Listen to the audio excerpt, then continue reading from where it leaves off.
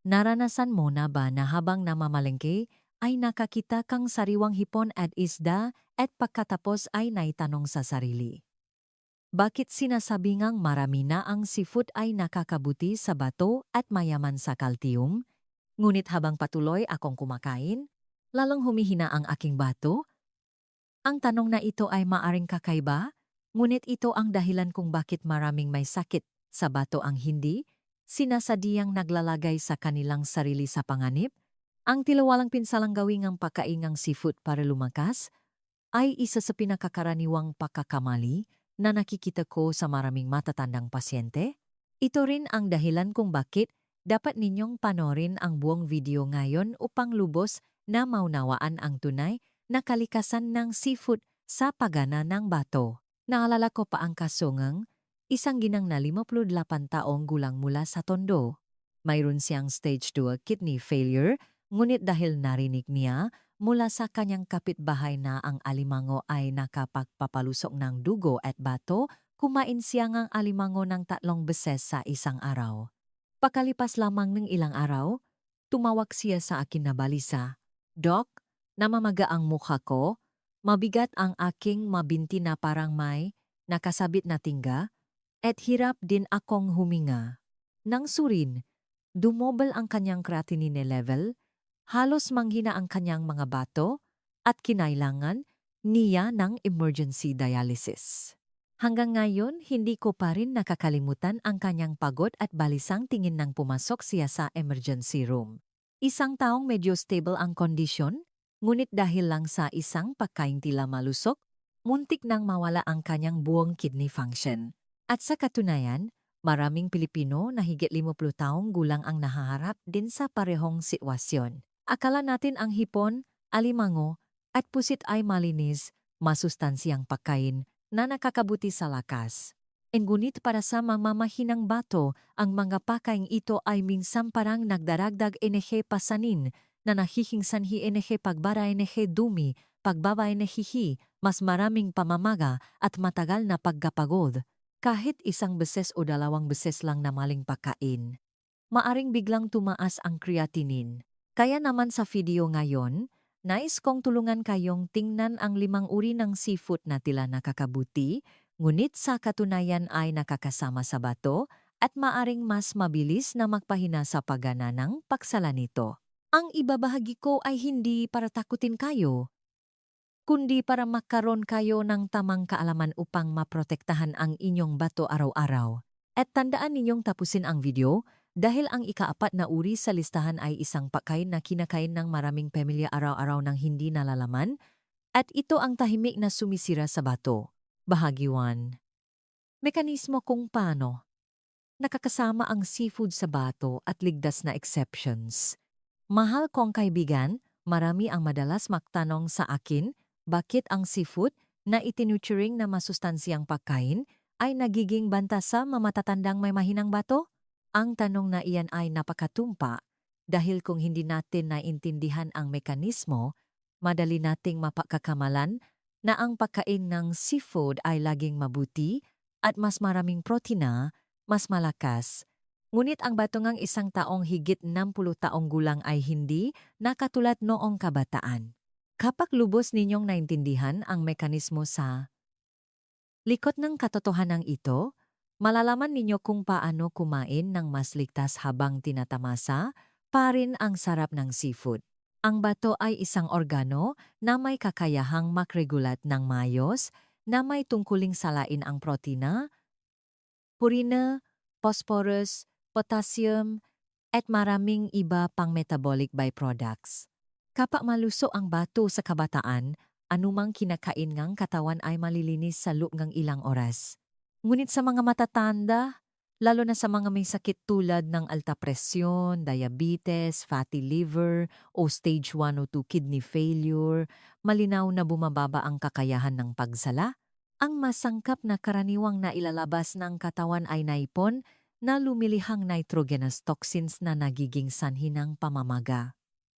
Pagkapagod, mabilis na tibok ng puso, mahirap na pagtulog, mabigat na likod, at matagal na pangangati ng balat.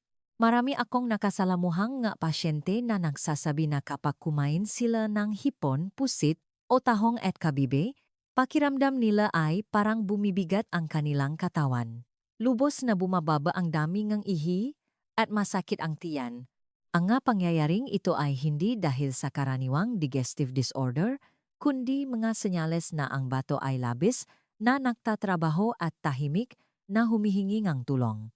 Lalo na, ang seafood na mayaman sa purin tulad ng tahong, kabibe, matatabang isda, pusit, o malalaking hipon ay madaling magdulot ng biglang pagtaas ng mga metabolic byproducts na ito sa dugo na nagbibigay ng pressure sa bato at nagiging sanhi ng pagtaas ng blood pressure at matagal na pagkapagod sa katawan. Gayunpaman, nais kong tandaan ninyo ang isang napakahalagang bagay, hindi lahat ng seafood ay nakakasama, hindi kailangang iwasan ng lubusan. Ang mahalaga ay malaman ninyo kung aling uri ang nagbibigay ng pasanin, kung alin ang ligtas na exception, at kung paano kumain upang manatiling magaan ang bato habang mayroon pa ring masarap na pagkain. Sa buong proseso ng pagsubaybay sa masakit sa bato ng maraming matatandang pasyente, napagtanto ko na ang mga taong nakakaintindi ng tama sa mekanismong ito ay mas madalas na napapanatili ang kanilang kalusugan. Hindi sila labis na natatakot, hindi rin naman pabaya, kundi alam nila kung paano pumili ng angkop na pagkain para sa kanilang yuktungang kalusugan. Ito rin ang dahilan kung bakit lagi kong binibigyang diin ang kahalagahan ng paunawa sa mga prinsipyo, pakilala sa mga salarin, at paunawa sa mga exception upang makakain tayo ng malaya ngunit ligtas. Kung sa tingin ninyo ay kapakipakinabang ang nilalamang ito, huwag kalimutang sundan ang King Kutoy upang bawat linggo ay makasama tayong matuto ng masimpleng bagay na makakatulong na mapanatiling maluso ang bato ng mas matagal. Dahil kapag humina na ang bato, magiging napakahirap ng proseso ng pagaling. Mas maaga ninyong maintindihan, mas mapapanatili ninyo ang stable at matatak na kalusugan ng bato sa paglipas ng panahon. Bahagi 2. Detalyadong pagsusuri ng panganib ng seafood sa bato. Mahal kong kaibigan, ngayon ay dahan-dahan nating unawain ng detalyado kung bakit ang seafood ay maaring maging malaking pasanin sa bato ngamgana sa edad at matatanda. Marami ang nag-isip na sapat ng kumain ng kaunti upang maging ligtas, ngunit sa katotohanan ay hindi ganun. Ang problema ay hindi sa dami, kundi sa uri ng seafood na pinipili at sa kanilang metabolic mechanism sa katawan ng isang taong may mahinang bato. Sa katunayan, may ilang uri ng seafood na naglalaman ng napakaraming purine at phosphorus na kahit maliit na dami lang ay sapat na upang doblehin ang pangangailangan ng bato para sa pagsala ng dugo. Sa isang kabataan na maluso, madaling pinoproseso ng bato ang lahat ng bagay. Ngunit sa mga matatanda, ang filter membrane ng bato ay nakpapakita ng senyales ng pagkasira, panghina, o pinsala dahil sa matagal na alta presin, pabago-bagong blood sugar, o oxidative stress. Sa ganitong sitwasyon, kahit isang kainan lang ng hipon, alimango, o pusit ay maaring magdulot ng pagtigil sa bato na hindi makapagproseso ang dami ng animal protein na ito. Sa tuwing kumakain ka ng hipon, alimango, pusit, o iba pang seafood na mayaman sa protina, ang katawan ay sumisipsip ng malaking dami ng purina, phosphorus at potassium. Sa isang maluso na bato, ang masangkap na ito ay nasasala ng maayos at nailalabas sa ihi.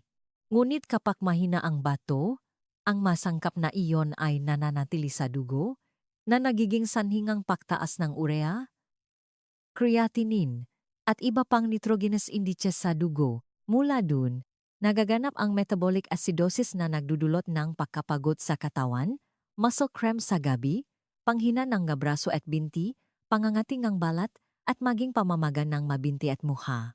Ang ilan sa mga pasyente na nakasalamuha ko ay naglarawan pang pakiramdam pagkatapos kumain ng seafood na parang hinahata ang kanilang katawan, mabigat ang ulo, mas mabilis ang tibok ng puso, at kakaunti ang ihi. Hindi ito normal na digestive reaction, kundi isang malinaw na senyales na labis na nagdatrabaho ang bato.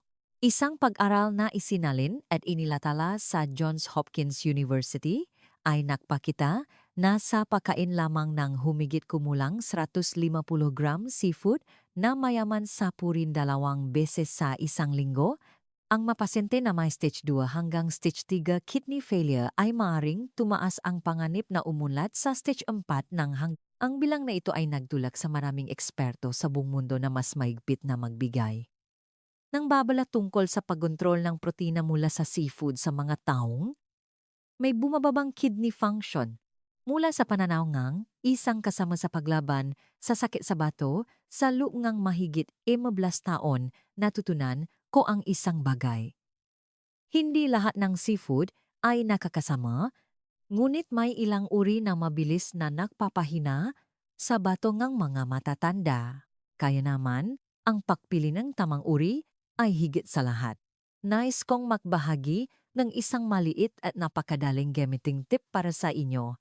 Unahin ang mga uri ng isda na may maputing laman, magaan, at mababa sa protina tulad ng tilapia, hito, o dalag. Ang mauri na ito ay madaling tunawin at kaunti lamang ang nililihang toxins para sa bato. Sa kabaliktaran, dapat iwasan ang uloong hipon at internal organs ng isda dahil doon nakakonsentra ang maraming purine at maging heavy metals. Kapag nagluluto, tandaang bawasan ang asin hanggat maari dahil ang asin ang dahilan kung bakit mas mahirap magtrabaho ang bato kaysa sa ano pa mang bagay. At manatili kayo sa susunod na bahagi, susuriin ko ang 5 pinakamapanganib na uri na seafood na dapat iwasan ng mapasyenteng may sakit sa bato. Kabilang dito ang isang uri na halos bawat pamilya sa Pilipinas ay mayroon sa kanilang hapagkainan. Tila nakakabuti ngunit nagdudulot ng pagsisisi sa marami pagkatapos ng isang kainan. Makita-kita tayo sa susunod na bahagi.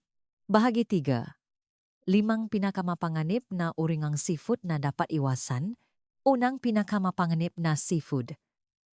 Hipon, shrimp, mahal kong kaibigan. Unahin natin ang unang uri ng seafood na madalas ituring na masustansiya ngunit lubhang mapanganib para sa mga may mahinang bato. Ang hipon. Totoong mayaman ang hipon sa calcium at maraming sustansya. Ngunit ang benepisyo na iyon ay toto lamang para sa mga taong may malusog na kidney function. Para sa mga nasa edad at matatanda na napapakita ng senyales ng paghina ng kidney function, ang hipon ay parang isang pinakmulan ng presyon na direktang bumubuhos sa sistema ng pagsalang dugo. Sa bawat 100 gram hipon, mayroong 350 mg phosphorus, halos 3 beses na mas mataas kaysa sa dami ng phosphorus na dapat kainin ng isang pasyenteng may kidney failure sa buong araw. Kapag mahina ang bato at hindi nito masala ang dami ng phosphorus na ito ay magsasama sa calcium sa dugo upang bumuo ng maplake na nagpapatigas sa mga daluyan ng dugo, joints, at soft tissues. Habang kumakapal ang maplake na ito, mas malinaw mong mararamdaman ang senyales tulad ng matinding pangangati sa gabi, matagal na pananakit ng likod, pamamaga ng binti, muscle cramps, at lalo na ang matagal na insomnia. Sa aking karanasan, nakasalamuha ko ang isang kaso na hindi ko malilimutan, si Ginang Elena, 56 taong gulang, orihinal na mula sa Batangas ngunit naninirahan sa Maynila. Mayroon siyang stage 3 kidney failure ngunit narinig niya mula sa kanyang kaibigan na ang pagkainang hipon ay nakakatulong sa buto, kaya 3 araw siyang kumain ng iba't ibang uri, ginatang hipon, steamed hipon, at pinatuyong hipon na sinanggag. Sa ika-4 na araw, tumawa siya sa akin na balisadok na mamaga ang aking mukha, lubos akong pagod, at bumaba ang dami ng aking ihi. Nang suriin muli, halos dumobla ang kanyang creatinine na nagpapatunay na labis na nagtrabaho ang kanyang bato upang salain ang sobrang dami ng phosphorus sa napakakaunting panahon na ginayang at nag-alala siya. Sinabing sana ay nalaman niya ng mas maga upang hindi na niya ginalaw ang hipon. Ikinukuwento ko ito upang maintindihan ninyo na minsan hindi natin sinasadyang saktan ang ating kalusugan, kundi kulang lang tayo sa tamang impormasyon. Ngunit isang maliit na desisyon sa pagkain ay maaring mabilis na magpahina sa bato. Kung gusto ninyong ngang seafood o nais magdagdag ng protina ngunit nais pa ring protektahan ang bato, iminumungkahi ko ang pagpapalit nito ngang isdang may maputing laman tulad ng dalak, tilapia, o inihaw na bangus. Ang nga isdang ito ay mababa sa phosphorus, mababa sa purina, at mas madaling maabsorb ngang katawan. Magdagdag lang ang ilang hiwangang luya at kaunting sibuyas. Masarap ang pagkain at hindi na bibigay ngang presyon sa bato. Ayon sa rekomendasyon, ang magkapasenteng may kidney failure ay dapat limitahan ang animal protein sa 0.26 hanggang 0.8 gram bawat kilo ang timbang ng katawan araw-araw. Ibig sabihin, ang isang taong tumitimbang 60 kilogram ay dapat kumain lamang ng humigit kumulang 40 hanggang 50 gram protina sa isang araw at ang karamihan ay dapat makmula sa halaman o freshwater fish. Kung hindi sinasadya na nakakain kayo ng hipon, mayroon pa ring paraan upang matulungan ang bato na hindi masyadong mapagod. Uminom ng maraming tubig sa buong araw, dagdagan ang berdeng gulay, at lalo na, huwag kumain ng hipon kasama ng alimango o pusit sa parehong kainan o sa parehong araw.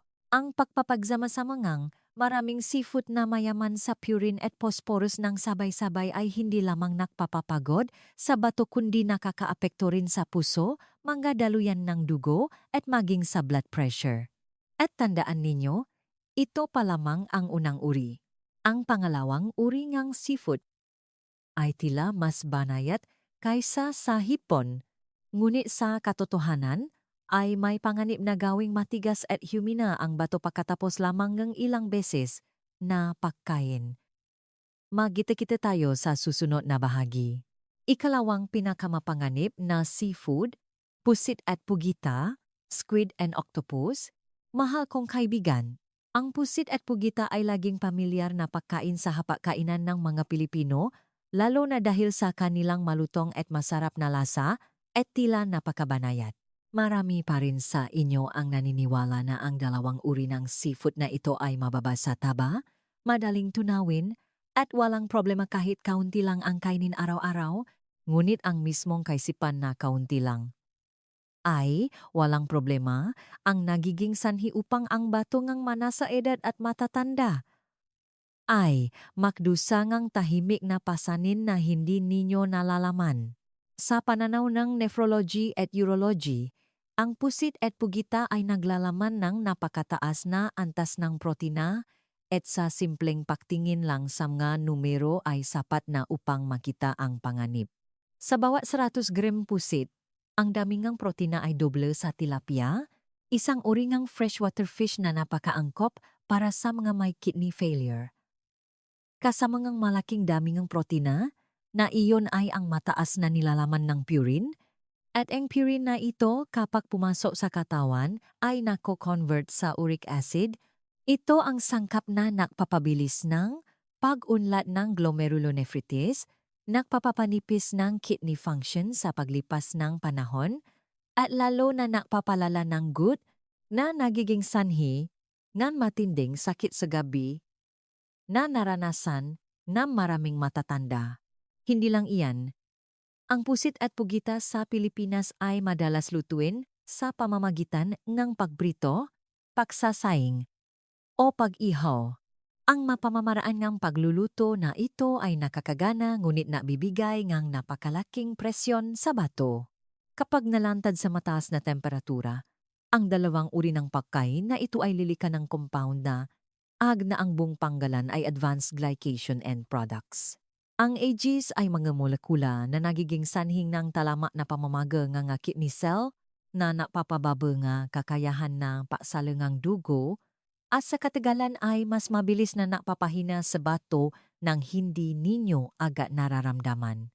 Ito ang dahilan kung bakit ang ilang tao pagkatapos lamang ng ilang buwan na pananatili sa ugali ng pagkain ng inihaw o pinritong pagkain ay nakakaramdam ng mas matinding pagkapagod, mas maraming pamamaga, tumataas ang blood pressure, masama ang pagdulog, o pangangati sa gabi. Nakausap ko ang isang 70 taong gulang na lolo sa Quezon City. Aktibo ang kanyang pangangatawan ngunit namamaga at hirap siyang maglakad. Sa aming pag-usap, ikinuwento niya na halos gabi-gabi siyang kumakain ng isang plato ng inihaw na pusit bilang isang ugali pagkatapos ng hapunan.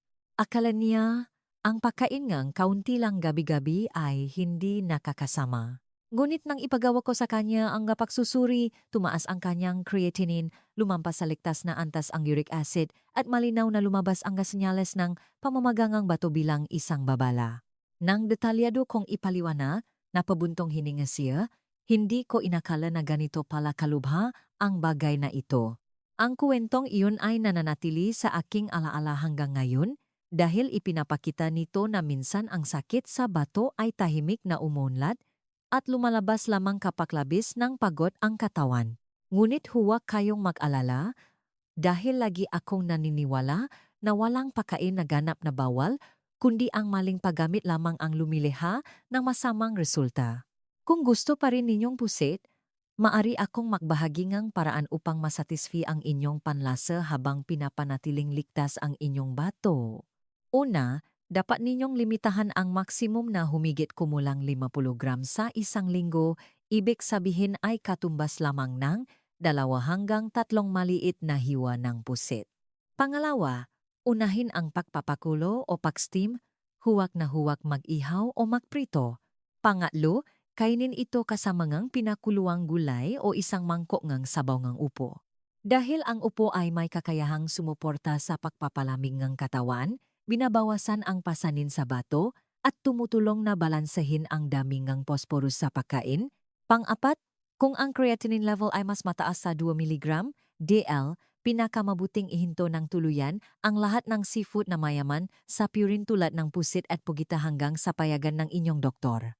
Ang maliliit na pagbabago na ganito, kahit tila simple, ay ilang beses ko nang nasaksihan na lumiha ng malaking pagbabago.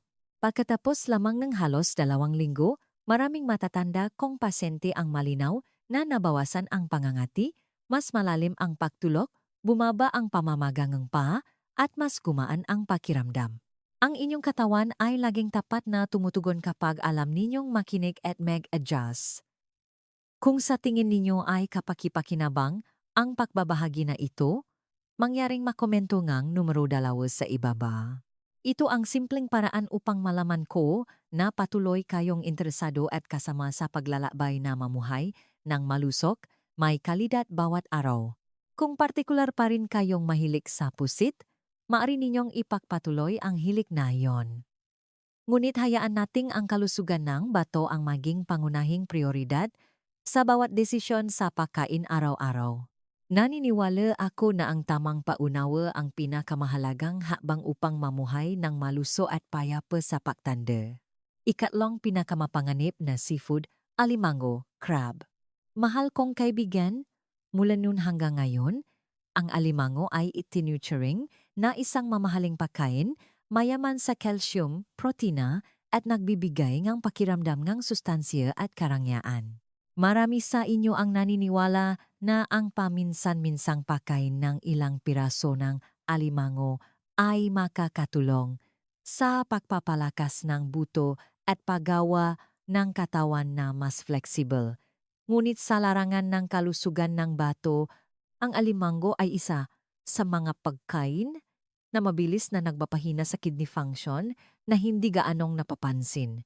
Sa siyentipikong pananaw, ang alimango ay hindi talaga isang ligtas na pagpipilian para sa mataong may problema sa bato o may mataas na creatinine level. Ayon sa nutritional analysis, sa bawat sangka enam alimango, mayroong Ig sa 300 mg Ng phosphorus at Ig sa 350 mg Ng sodium. Ang mga bilang na ito ay lumalampas sa ligtas na antas para sa mga may kidney failure na dapat lamang kumain ng napaka-counting phosphorus at asin araw-araw. Kapag ang phosphorus ay hindi ganap na naalis, ito ay magsasama sa calcium sa dugo, nabubuo nga mga deposito sa mga daluyan ng dugo at buto. Ang katawan ay makakaroon ng matagal na pangangati, pamamaga, pananakit ng buto, muscle stiffness, at imbalance sa calcium-phosphorus. Sa katagalan, ito ay magpapalala sa sakit sa bato, habang ang mataas na sodium ay magpapataas ng blood pressure na nagdudulot ng pamamagang binti at nagpapabigat sa trabahong puso at bato ng higit sa normal. Hindi lamang sa phosphorus at sodium, mayroon ding ibang kadahilanan ang alimango na nangangailangan ng inyong matinding pag-ingat. Dahil nabubuhay ito sa ilalim. Madaling makakaipon ang alimango ng heavy metals tulad ng mercury at lead. Ang mametal na ito, kapag pumasok sa katawan, ay hindi ganap na nailalabas, kundi may tendensiyang manatili sa tisyong ng bato na nagdudulot ng talamak na pamamaga, binabawasan ang bilang ng malusog na kidney cell, at nag-ambag sa pagunlad ng chronic glomerulonephritis. Ipinapakita rin ngang ilang pag-aral sa Pilipinas tungkol sa kapaligiran ng dagat na ang antas ng polusyon sa heavy metal ay patuloy na tumataas, na napapataas nga panganib nga pag-ipon ng toxin sa mga crustacean tulad ng alimango. Nasiyahan akong gamutin ang isang 63 taong gulang na lolo sa Cebu City na may stage 3 kidney failure ngunit mahilig sa alimango. Ikinuwento niya na 2 alimango lang ang kinakain niya bawat linggo. Iniisip na hindi ito makakaapekto. Ngunit pagkatapos ngang 3 buwan ng pagpapanatili ng ugali na tinawag niyang light, ang kanyang blood phosphorus level ay tumaas ng halos 1.5 beses. Malinaw na tumaas ang creatinine, lagi siyang pagod, hirap huminga. Nangangati ang kanyang katawan buong araw. Nang malaman niya ang dahilan mula sa pagkaing tila walang pinsala, umiling lang siya at sinabing hindi niya inakala na ang mahinang bato ay ganun pala ka-sensitive. Kaya anong solusyon ang angkop para sa inyo na mahilig pa rin sa seafood ngunit nais pang mapanatiling ligtas ang bato? Una, maaari kayong lumipat sa mga uri ng freshwater fish tulad ng dalag, tilapia o bangus. Ang mauri na ito ay mababa sa heavy metals at naglalaman ng mas mababang phosphorus kaysa sa alimango. Madali ring tunawin at angkop para sa mga matatanda. Pangalawa, kung nais ninyong magdagdag ng omega-3, maaari kayong pumili ng Norwegian salmon na pinalaki sa malinis at malamig na tubig at mayroong 40% na mas mababang phosphorus kaysa sa alimango. Pangatlo, napakahalagang ng paraan ng pagluluto. Hinihikayat ko kayong gumamit ng maparaan tulad ng steaming, paggawa ng sabaw, o pagluluto ng may kaunting asin, at iwasan ng husto ang mapakaing inihaw, niluto sa butter, o niluto ng may maraming pampalasa. Sapat na ang 2 hanggang 3 beses na pagkain ng isda bawat linggo upang makakuha ng sustansya habang sinisiguro na nakakapagpahinga ang bato, nababawasan ang pamamaga, at mas kaunti ang pag-ipon ng toxins. Tandaan ninyo, ang kalusugan ng bato ay hindi lamang nakasalalay sa gamot kundi lubos na nakasalalay sa bawat pagkain araw-araw. Ang tamang pagpili ngayon ay makakatulong sa inyong makatulog ng mas mahimbing, mas magaan ang pakiramdam, at mamuhay ng mas payapa sa mga susunod na taon. Ika-4 na pinakamapanganib na seafood, isda sa malalim na dagat, deep sea fish. Mahal kong kaibigan, iniisip ng marami na ang isda sa malalim na dagat ay isang ginintuang pagkain dahil mayaman ito sa omega-3 na sumusuporta sa cardiovascular health, blood pressure, at tumutulong na labanan ang pamamaga. Ang pahaya na iyan ay totu ngunit totu lamang para sa mga taong may malusog na kidney function. Kapag humina na ang bato, hindi na kaya ng katawan na iproseso ang dami ng mineral at toxin sa isda sa malalim na dagat, na nagiging sanhi upang ang tila malusog na pagkain ay maging isang hindi inaasahang banta. Ito ang puntong kailangan ng mga matatanda, lalo na ang mga may mataas na creatinine level, na maunawaan ng malalim upang maprotektahan ang bawat kidney cell ng kanilang sarili. Ang dahilan ay nasa natural na komposisyon ng maisdang nabubuhay sa malalim na bahagi ng dagat. Ang mga isda tulad ng tuna, salmon, at mackerel ay nag-ipon ng mas mataas na potassium at sodium kaysa sa freshwater fish ng 2 hanggang 3 beses. Sa isang maluso na bato, madaling nailalabas ang labis na potassium. Ngunit sa isang mahinang bato, ang potassium ay hindi ganap na nasasala at nag-ipon sa dugo na nagdudulot ng hyperkalemia, isa sa mapinakamapanganib na karamdaman dahil maaring maging sanhi ito ng arrhythmia, panghihina ang kalamnan, pamamanhid ng mga kamay at paa, at maging biglang paghinto ng puso. Ang mataas na sodium ay napapataas din ng blood pressure na nabibigay ng presyon sa puso at napapabigat sa trabaho ng bato. Hindi lang iyan, ang isda sa malalim na dagat ay kadalasang nabubuhay ng matagal sa malamig at malalim na tubig, kung saan mas mataas ang konsentrasyon ng mercury at cadmium sa kapaligiran. Kapag pumasok ang dalawang sangkap na ito sa katawan, nagdudulot ito ng pinsala sakit ni tubulus, nagpapataas ng liver enzymes, at nagiging sanhingang pakapagod, kawalan ng gana sa pagkain, at pamamaga sa mga matatanda. Sa isang espesyal na seminar sa US na dinaluhan ko, ipinakita nga nephrology experts ang resulta ng pangmatagalang pag-aral na sinusubaybayan ang higit sa 1,200 pasyente na may kidney failure. Ang grupo ng pasyente na kumakain ng isda sa malalim na dagat ng 3 beses bawat linggo ay may 1.8 beses na mas mataas na panganib ng hyperkalemia at 27% na mas mabilis na pag-unlad sa stage 4 kidney failure kumpara sa grupo na kumakain lamang ng freshwater fish. Ipinapakita ng bilang na iyan ang pagkakaiba sa pagitan ng mabuting pagkain at angkop na pagkain, na minsan ay isang hangganan sa pagitan ng buhay at kamatayan.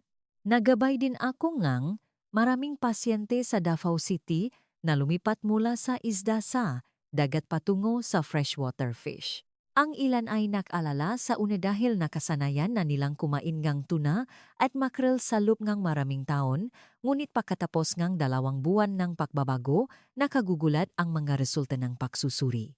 Mas stable ang blood pressure. Bumalik sa ligtas na, antas ang potassium sa dugo, at malinaw na nabawasan ang tuyo at nangangating balat sa gabi. Nakita ninyo, minsan ang pagbabago, lamang ng isang pagkain sa isang linggo, ay lumilihangang malaking pagkakaiba sa kalusugan. Ang pinakangkop na papipilian para sa mapasyenteng may sakit sa bato ay nananatili pa rin ang freshwater fish tulad ng tilapia, bangus o dalat. Ang mga uri na ito ay mababa sa heavy metals, malambot at madaling tunawin. Ang protina mula sa freshwater fish ay isa ring uri ng malusog na protina na kaunti lamang ang nagiging sanhi ng pag-ipon ng uric acid at phosphorus. Ang pinakamabuting paraan ng pagluluto ay steamed, niluto ng may kaunting asin o ginawang sabaw at iwasan ng husto ang pag-ihaw, pag-asin o pagluluto ng malat upang maiwasan ang sobrang pagtaas ng sodium. Ang pagkain ng freshwater fish ng 2 hanggang 3 beses sa isang linggo ay sapat na upang makakuha ng sustansiya ang katawan nang hindi nakpapabigat sa trabaho ng bato. Kung sino man sa inyo ang regular na kumakain ng isda sa malalim na dagat at madalas na nakakaramdam ng pakapagod, pangangati, pamamanhid ng kamay at paa o kaunting ihi, subukang itigil ito ng 1 hanggang 2 linggo at pagkatapos ay suriin muli ang creatinine at potassium sa dugo. Maraming kasong maliliit na pagbabago ang nakatulong sa mga pasyente na makabalik sa pakiramdam ng ginhawa, mas madali ang pahinga at mas malalim ang pagtulog sa gabi. Ikalimang pinakamapanganib na seafood, talaba at tahong, oysters and clams. Sa paglalakbay ng pangangalaga sa kalusugan para sa mga matatanda, lagi kong ipinapaalala sa inyo na ang bawat pagkain na inilalagay sa katawan ay dapat tingnan sa matangang agam at sa paunawa sa katawan sa patanda. Ang talaba at tahong, mapakaing itinuturing ng marami na masustansiya, nakakapagpalakas, nakakapagpalamig ng atay at nakakabuti sa dugo, ay ang mismong seafood group na tahimik na nadudulot ng pinakamaraming panganib para sa sinumang may problema sa kidney function. Marami sa inyo ang nagtatanong sa akin, bakit ang iba ay lumalakas kapag kumakain, ngunit ako ay nakakaramdam ng pagkapagod? Ang sagot ay nasa paraan ngang pagtugon ng mahinang, bato sa dami ngang protina at mineral na lumampas sa kakayahan nitong tiisin. Ang talaba at tahong ay likas na pagkain na naglalaman ng napakataas na antas ng zinc, protina at maraming iba pang mineral. Sa isang malusog na bato, ang dami ngang sangkap na ito ay nakakatulong na makabuo nga enerhiya, mapabuti ang immune system. Ngunit sa mga taong may mahinang bato sa iba't ibang antas, ang protina at mineral ay nagiging pasanin na hindi kayang iproseso ngang bato. Ang labis na dami nga sangkap ay direktang pumupunta sa dugo na nagiging sanhingang pagtaas ng urea, creatinine, at nagpapalitaw sa katawan ng nga napakadaling makitang sintomas tulad ng matinding pagkapagod, panghihina buong araw, kawalan ng gana sa pagkain, bahagyang pamamagangang mukha sa umaga, at pangangati ngang balat. Maari pa kayong makaramdam ng pagduduwal o pagsusuka dahil sa pag-ipon ng nitrogenous toxins. Hindi iyan senyales ng pagtanda kundi ang pahingi ng tulong ng bato kapag labis na itong nabibigatan. Bukod pa rito, ang hindi gaanong napapansin ng marami ay ang talaba na hila, tahong na steam, o tahong na niluto nang hindi masyadong luto. Madalas na mayroong bakterya na Vibrio fulnificus, isang napakapanganib na uring bakterya para sa mga taong may mahinang resistensya, lalo na sa mga higit 60 taong gulang o sa mga may sakit tulad ng alta presyon, diabetes, may taas na liwa enzymes o mahinang peso. Ang bakterya na ito ay hindi lamang nagdudulot ng digestive disorders kundi maaari ding maging sanhingang pamamagang bato, sepsis, na lumilikhang talamak na kidney failure na napakahirap kontrolin. Naalala ko pa ang isang kaso sa aking karanasan sa Pilipinas. Isang lalaki na nagngangalang Mang Ben, 50 taong gulang, naninirahan sa Manila. Mayroon siyang stage 2 kidney failure ngunit madalas na nakikipag-socialize kaya pabago-bago ang kanyang pagkain. Sa isang patitipon ng kaibigan, inanyayahan siyang kumain ng hilaw na talaba upang lumakas at magpalamig. Pagkalipas ng 2 araw, nagsimula siyang lagnatin, nang hina, at kaunti lang ang kanyang ihi. Nang dalhin sa ospital, biglang tumaas ang kanyang creatinine at halos huminto ang kanyang bato sa pagana. Kinailangan niyang mag-dialysis ng 3 makakasunod na araw bago siya nakaahon sa panganib. Ang kwentong ito ay hindi para takutin kayo kundi para ipakita na ang isang pagkaing tila walang pinsala ay maaring maging katalista upang itulak ang bato sa mas malubhang panganib. Ang bato ay parang filter ng tubig ng buhay. At kapahumina na ang filter membrane, gaano man kalinis o masustansya ang pagkain na ilagay ninyo, hindi na kayang dalhin ng organ na ito ang karagdagang presyon. Kaya, kung kailangan ninyong magdagdag zinc sa halip na talaba at tahong, na mga pagkaing labis na nagpapabigat sa bato, maaari kayong pumili ng mas banayad na pinakmumulan ngunit mayaman pa rin sa sustansiya. Madalas kong gabayan ang mga pasyente na gumamit ng tokwa, pinakuluang itlog, o whole grains. Ito ay mga magagaan, madaling tunawin na pagpipilian, na nagbibigayng stable na daming zinc, at tumutulong sa katawan na sumipsip ng sustansiya nang hindi nangangailangan ng labis na trabaho mula sa bato. Kapag nasa edad na at matanda, tingnan ninyo ang bato bilang isang kasama na kailangang protektahan, hindi isang hamon. Ang papiling tamang pagkain ang paraan upang mapangalagaan ang matata na kalusugan, mapanatili ang stable na kondisyon ng katawan, at mabawasan ang matahimik na panganib na hindi napapansin ng lahat. Kung sa tingin ninyo ay kapakipakinabang ang pagbabahagi na ito, mangyaring makomento ng numero 4 sa ibaba. Ito ang simpleng paraan upang malaman ko na patuloy kayong interesado at kasama sa paglalakbay na mamuhay ng malusog, may kalidad bawat araw. Bahagi 4. Simpleng formula para protektahan ang bato. Ngayong nakarating na kayo sa bahaging ito, malamang ay tinatanong ninyo sa inyong sarili, kaya ano ba talaga ang dapat kainin na mapasyenteng may sakit sa bato upang mapanatili ang lasa ng pagkain, hindi masira ang bato, at mapanatili ang stable na kalusugan sa edad at pagtanda? Ito ay isang napakapraktikal na tanong. Dahil sa edad na ito, bawat pagpipilian sa hapagkainan ay may direktang epekto sa kalidad ng buhay at sa kakayahan ng katawan na gumaling.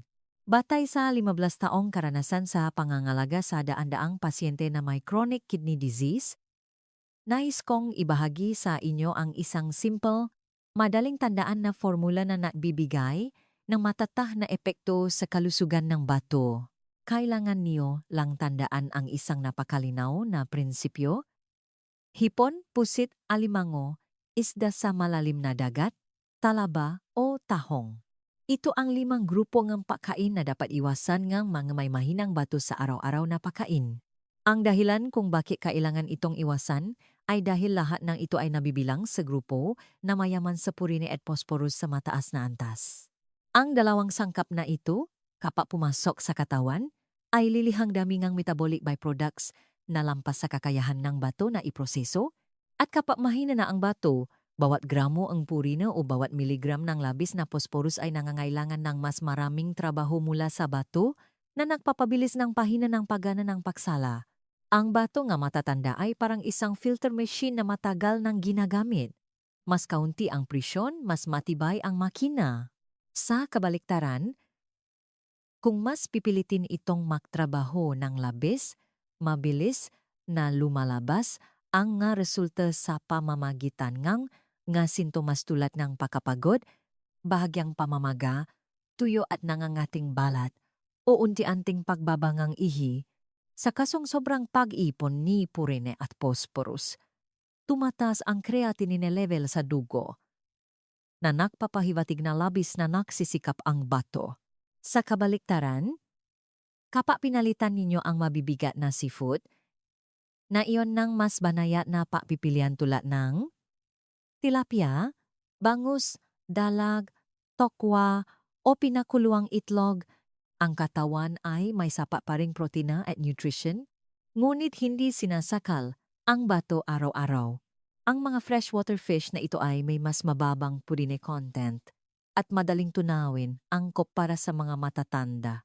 Ang tokwa at pinakuluang itlog ay pinakmumulan ng banayat, malinis na protina, na kaunti lamang ang nililikhang toxins sa panahon ng metabolismo, kaya binibigyan ang bato ng espasyo upang makapagpahinga, nababawasan ang presyon bawat oras. Nakausap ko ang maraming pasyente na may chronic kidney disease na naninirahan sa Manila, Cavite o Laguna. Kapag inilapat ang formula na ito sa loob ng 4 hanggang 10 na linggo, karamihan ay nagulat ng napakalinaw na pagbabago, nabawasan ang tuyo at nangangating balat.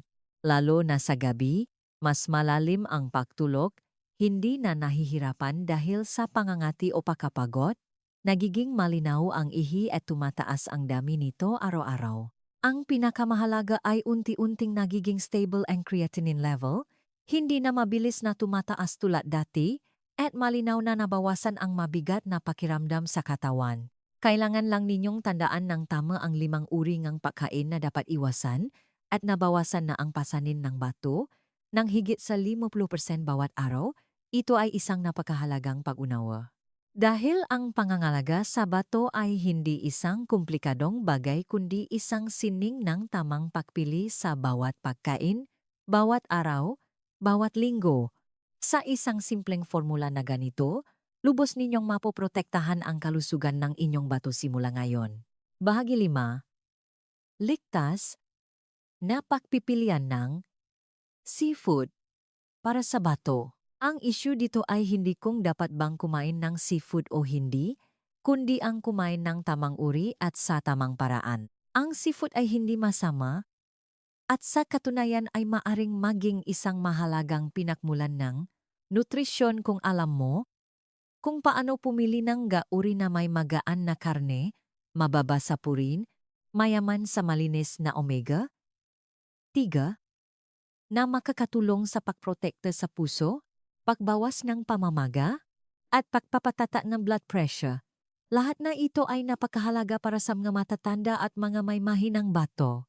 Nais kong ibahagi sa inyo ang tatlong uri ng isda na litas, madaling tunawin at angkop para sa mga pasyenteng may sakit sa bato kasama ang medikal na pananaw at pilosopiya ng buhay. Ang pangangalaga sa bato ay ang pangangalaga sa balanse ng katawan. Tilapia. Sa traditional Filipino medicine, ang tilapia ay itinuturing na isang napakabanayad na uri ng isda, malambot ang karne, mababa sa protina ngunit mayaman sa lisin, isang mahalagang amino acid na tumutulong sa pagre-regenerate ng kidney cells. Kapag nagluluto, dapat pilin ang pag-steam o paggawa ng lugaw na may brown rice na madaling tunawin at sumusuporta sa banayad na detoxification ng bato. Ang pagkain ng tilapia ng 2 beses sa isang linggo ay nakakatulong din na mabawasan ang bahagyang pamamaga na nakpapagaan ng pakiramdam ng pasyente. Ang tilapia ay hindi lamang isang pagkain kundi isang paraan din upang makabumuli ng enerhiya at balanse para sa katawan sa pagtanda. Bangus. Ito ang ginintuang bituin sa menu para sa mga matatanda at mga pasyenteng may sakit sa bato. Ang bangus ay mababa sa phosphorus, madaling tunawin, at mayaman sa magandang biological protein. Kapag nagluluto, dapat lamang pakuluan, i-steam, o lutuin ng may kaunting asin, at iwasan ng husto ang pagprito. Dahil ang langgis ay hindi lamang nagpapatas ng inflammation index kundi nang papahirap din sa trabaho ng bato. Ang bangus ay isang malinaw na halimbawa ng pagpilingang matalinong pagkain na tumutulong sa bato na makapagpahinga ngunit may sapat pa ring sustansiya. Ito ay pinamumulan ng banayad na protina, madaling maabsorb. Mas mababa ang potassium at sodium nito nang humigit kumulang 30% kumpara sa isda sa dagat. Kapag nagluluto, maaari ninyong steam ito kasama ng luya at tanglad na parehong nag-alis ng lansa at sumusuporta sa pagtuna. Ito ay isang patunay sa prinsipyo ng pamumuhay. Piliin ang madaling maproseso ng katawan upang hindi masira ang mahalagang organ tulad ng bato. Isang mahalagang paalala. Ang paraan ngang pagluluto at ang dami ngang asin ang nagpapasya kung nakakasama o hindi ang seafood. Ang nga pasyenteng may sakit sa bato ay dapat lamang gumamit ng maksimum na 5 gram asin bawat araw. Katumbas ng humigit kumulang isang maliit na kutsarita. Ang sodium ay ang nakatagong kaaway na nagpapahirap sa bato ng doble na humahantong sa pamamaga, pagkapagod at pagtaas ng creatinine level. Isang maliit na tip na madalas kong ibinabahagi sa mga pasyente, palitan ang asin ng lemon o herbs na parehong nagpapabuti ng lasa at hindi nagdaragdag ng pasanin sa bato. Bukod pa rito, mahalaga rin ang oras ng pagkain. Hindi dapat kumain ng isda sa huling gabi dahil ito ang oras na pinakamahina ang pagsasala ng bato sa buong araw. Mayroon akong pasyente na inilapat ang prinsipyong ito sa loob ng 1 buwan at ang resulta ay nabawasan ang pamamaga, mas malalim ang pagtulog, stable ang creatinine level, at ang mahalaga ay hindi na kailangang dagdagan ang gamot, natural pa ring protektado ang katawan. Ito ay patunay na ang pangangalaga sa bato ay hindi lamang medisina kundi isang sining ng balanse ng buhay at matalinong pagpili sa bawat pagkain. Kung sa tingin ninyo ay kapaki-pakinabang ang pagbabahagi na ito, mangyaring makomento ngang numero 6 sa ibaba. Ito ang simpleng paraan upang malaman ko na patuloy kayong interesado at kasama sa paglalakbay na mamuhay ng malusog, may kalidad bawat araw. Bahagi siya se. Nga babala na sobra ng trabahong bato. Naranasan mo na bang magising sa umaga at makita ang iyong mukha na namamaga, mabigat ang talukap ng mata, o napansin ang maputi na ihinamay maliliit na bula? Kung oo, hindi lamang iyan dahil sa maalat na pagkain o kakulangan sa tulog, kundi senyales na humihingi ng tulong ang bato. Ang bato ay isang sopistikadong filter system sa katawan na nagpapanatili ng electrolyte balance at naglalabas ng toxins. Kapag ang glomerula filter membrane ay nasira o nabara, ang mga dumi tulad ng urea, creatinine, at uric acid ay hindi may lalabas ng mabilis. Nag-ipon ang mga ito sa dugo at lumalabas sa balat, ihi at blood pressure. Ilang magang babala na dapat ninyong bigyang pansin, ang pamamaga ang mukha at paa, lalo na sa umaga, ay isa sa mga direktang senyales na ang bato ay nakakaranas ng matinding presyon. Ito ay babala na hindi kayang panatilihin ng katawan ang fluid balance at kung patuloy na babalewalain, ito ay magreresulta sa mas matinding pamamaga na makakaapekto sa cardiovascular system. Counting ihi, madilim, mabula, o may kakaibang amoy. Marami ang madalas na nakpapabaya, iniisip na senyales lamang itong dehydration, ngunit sa katotohanan ay pagpapakita ito na ang urea at protina ay nananatili sa dugo at hindi kayang isalang bato. Pagkapagod, sobrang antok, pangangatingang balat, o pagkapagod. Ito ay mas sopistikadong senyales na lumalabas kapag matagal nang naipon ang toxins. Madalas itong napagkakamalan ng matatanda na senyales ng pagtanda. Ngunit sa katotohanan, kung patuloy itong lumalabas, nagbibigay nga agarang babala ang katawan ng alta presyon kahit normal ang pagkain. Ang mahinang bato ay nakakagulo sa sodium at potassium balance na nagpapahirap sa pagkontrol ng blood pressure kahit pa nagpapanatili kayo ng mababang asin na dieta na isang senyales na hindi maaring balewalain. Ang apat na maagang senyales na ito ay isang pagkakataon para malaman ninyo na labis na ang trabaho ng bato bago pa lumala, ang sakit sa stage 3 hanggang 4 kidney failure. Ang pagbabalewala sa babalang ito, pagkalipas lamang ng ilang buwan, ay magiging napakahirap ng paggamot na seryosong makakaapekto sa kalidad ng buhay, pagtulog, pang-araw-araw na enerhiya, at making sa kalubam. Gaya ng paalala ng traditional medicine philosophy, ang malusog na bato ang pundasyon ng balanseng buhay at ang maagang pakilala sa mga senyales ng labis na trabaho ang paraan upang protektahan ang inyong katawan, pahabain ang buhay, at panatilihing malinaw ang isip. Bahagi 7. Emergency Solutions.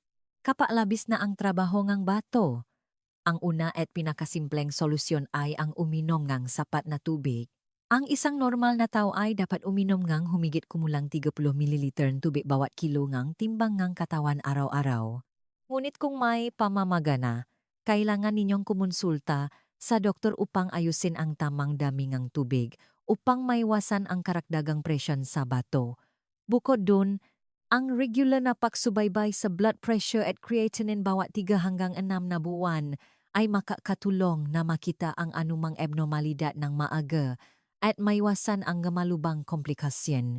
Isang maliit na tip na madalas kong ipinapaalala sa mga pasyente, kung pagising sa umaga ay namamaga ang mukha, limitahan ang maalat na pagkain sa araw na iyon at uminom ng isang basong mainit na tubig na may ilang hiwa ng luya upang makatulong sa sirkulasyon ng dugo at mabawasan ang bahagyang pamamaga. Ito ay isang simple ngunit agarang epektibong paraan upang mabawasan ang pasanin sa bato. Ang pinakamahalaga ay huwag na huwag uminom ng diuretics ng walang pahintulot ng doktor.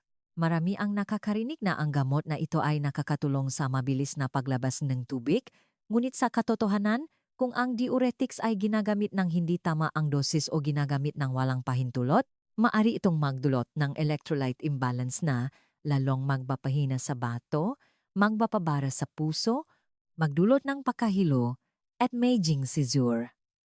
Tanging ang doktor lamang ang may karapatang magbigay ng gamot na ito dahil direkta itong nakakaapekto sa kidney filtration function at blood pressure control. Naalala ko pa ang isang kaso ang pasyente sa Bacolod City.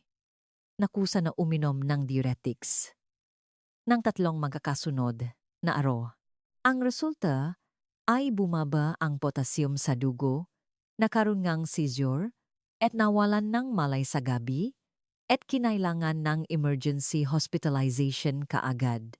Ito ay malinaw na patunay na ang pakikinig sa mga sabi-sabi ng walang medikal na gabay ay maring maging mapanganib sa buhay.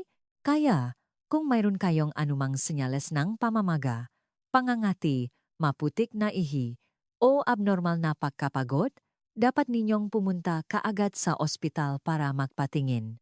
Huwag hintayin na masyadong matagal na humingi ng tulong ang bato bago kayo kumilos. Sa loop lamang ng ilang buwan ng patuloy na pagbabago sa diet, pagkontrol sa dami ng asin, protina at tubig, nakita ko ang maraming pasyente na gumaling ng kahanga-hanga. Ang bato ay may kakayahang mag-regenerate at gumaling kung inaalagaan ng tama, kahit pa napakahina na nito dati. Ito ay isang buhay na patunay na ang tamang paunawa at pagditiyaga ang susi upang maging malusok muli ang bato. At kung patuloy pa rin kayong nanonood hanggang dito, nais kong imbitahan kayong mag-iwan ng numero 8 sa seksyon ng komento. Ito ang paraan upang malaman ko na nakakuha kayo ng mahahalagang kaalaman at nakita ninyong kapaki-pakinabang ito para sa inyong katawan. Ang bato ay ang pinakatahimik na organ. Hindi ito sumisiga ng sakit, hindi ito nagbibigay ng babala, ngunit kapag naksalita na ito, kadalasan ay huli na. Ang mahinang bato ay hindi lamang nagpapakita sa kaunting ihi o maraming ihi kundi nakakaapekto rin sa sistema ng pagsalangang dugo, blood pressure, buto at pagtulog. Kaya nga, madalas nating sinasabi na ang pagpapanatili ng bato ay ang pagpapanatili ng kalusugan at mahabang buhay. Sa pagtingin sa simula hanggang ngayon, sabay nating natuklasan ang 5 uri ng seafood na tila nakakabuti, ngunit nakakasama sa bato at nakilala ang 3 uri ng isda na banayad at ligtas na kainin. Ang layunin ay hindi matakot kundi mas maunawaan ang ating katawan, malaman kung aling pagkain ang gustong bato, at aling pagkain ang ayaw nito upang maayos nating ayusin ang ating dieta ng matalino at ligtas. Sa kabuuan, ang 3 pinakamahalagang prinsipyo para maprotektahan ang bato ay: una, iwasan ang 5 nakakalason na seafood, hipon, pusit, alimango, isda sa malalim na dagat, talaba, at tahong. Ang lahat ng ito ay mayaman sa phosphorus, purines, sodium, at maring maglaman ng heavy metals na nagpapabigat sa trabaho ng bato. At mabilis na nagpapatas ng creatinine level. Pangalawa, kumain ng tamang uri at sa tamang paraan. Unahin ang freshwater fish tulad ng tilapia, bangus o hito na niluto sa pamamagitan ng pagpapakulo, pag-steam o paggawa ng sabaw na mababa sa asin. Bawasan ang dami ng asin sa ilalim ng 5G bawat araw upang makapagpahinga ang bato habang sapat pa rin ang sustansiya ng katawan. Ang mamaliliit na pagbabago na ito, kung patuloy na gagawin, ay makakatulong na mabawasan ang pangangati ng balat, magpapagaan ng pakiramdam ng katawan, at mas malalim ang pagtulo pagkatapos lamang ng ilang linggo. Pangatlo, regular na magpa-check up. Bawat 3 hanggang 6 na buwan, suriin ang creatinine, urea, potassium, at blood pressure upang magang makita ang anumang abnormalidad sa bato. Ito ang paraan upang protektahan ang bato ng maaga-bago pa lumala ang problema. Ang 3 prinsipyong ito ay parang 3 kalasa na pinakamahusay na nakpoprotekta sa bato. Hindi kailangan ng mamahaling gamot, hindi kailangan ng maraming pera, kailangan ng tamang pag-unawa at pagtitiyaga. Kapag malusok ang bato, stable ang blood pressure, magaan ang pakiramdam ng puso, at masigla ang kalooban. Iyan ang karapat-dapat na gantimpala para sa mga marunong makinig sa kanilang katawan. Bago matapos, Nais kong ipaalala sa inyo na ang katawan ay hindi nagtataksil sa atin. Minsan ay hindi lang natin naiintindihan na humihingi itong tulong.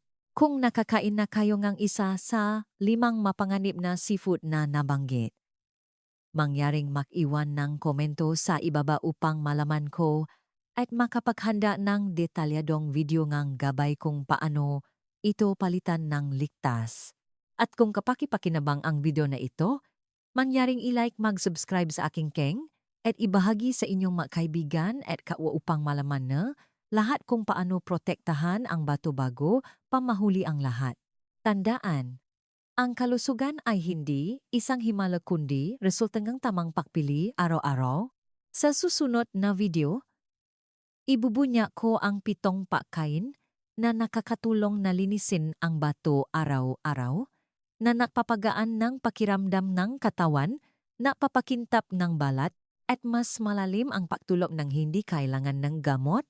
Tandaan ninyong panurin upang sama-sama nating malakan ng epektibo ang bato. Maraming salamat sa inyong panonood at pakikinig. Patuloy tayong makaisa para sa mas malusog na kinabukasan. Konklusyon. Ang pag-unawa sa epekto ng ating kinakain sa kalusugan ng ating bato, lalo na habang tayo ay nakakaedad, ay napakahalaga.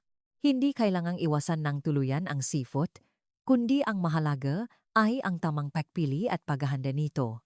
Sa pamamagitan ng pag-iwas sa mga high purine at high phosphorus na seafood at pagtuon sa mga mas banayad at masustansyang alternatibo tulad ng freshwater fish at iba pang halaman, malaki ang magiging ambek natin sa pangangalaga ng ating bato. Ang regular na pagsubaybay sa ating kalusugan at pakikini sa mababala ng ating katawan ay susi sa isang mahaba at malusog na buhay.